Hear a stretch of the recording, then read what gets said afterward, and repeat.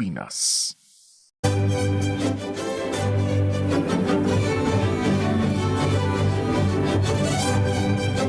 Ako po si Lisa Macuja Elizalde na nag-aanyay dito sa DZRH Radio at DZRH News Television. Usapang sining at kultura para sa lahat tuwing araw ng linggo. Huwag kaligtaan.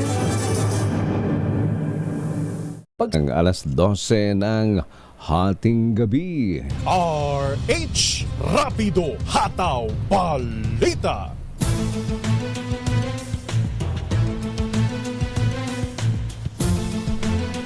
Narito ang pinakasariwang mga balita hanggang sa mga oras na ito. Unti-unti nang nagmumura ang presyo ng galunggong sa bansa. Sa kalentong public market sa Mandaluyong, nagkakahalaga na lamang ng 2.20 kada kilo ng galunggong mula sa 2.60 noong nakaraang buwan sa monitoring ng Department of Agriculture. Ayon sa mga nagtitinda sa lugar, nag-umpisa na kasing pumalaot ang mga mangisda kasabay ng pagtatapos ng close fishing season.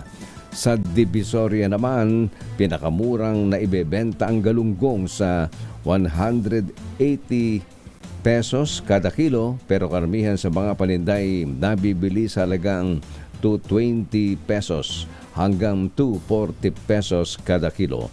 Una nang sinabi ng DA na tuluyang mararamdaman ang pagbaba sa presyo ng galunggong sa Metro Manila pagsapit ng February 15 pagkatapos ng fishing ban sa Zamboanga at Visayas area.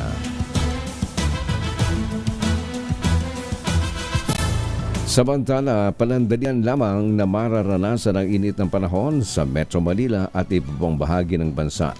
Ayon kay Pag-asa weather forecaster Grace Castaneda, baka raranas ng maulap na kalangitan ng NCR at iba pang lugar sa bansa, pero tuwing madaling araw na lamang malamig gawa ng amihan.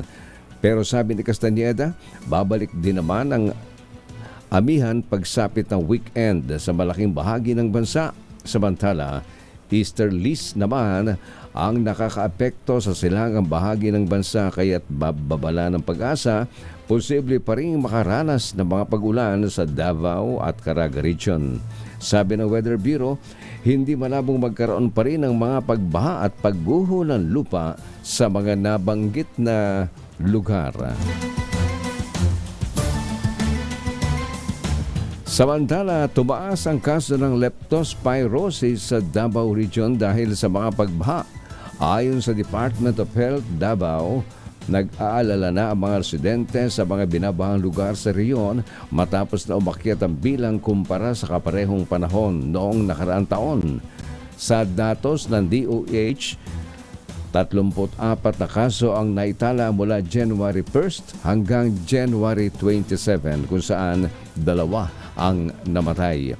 Pinakamaraming tinamaan ang nasabing sakit sa Davao de Oro, sunod ang Davao del Norte na matinding nakaranas ng pagbaha at landslides.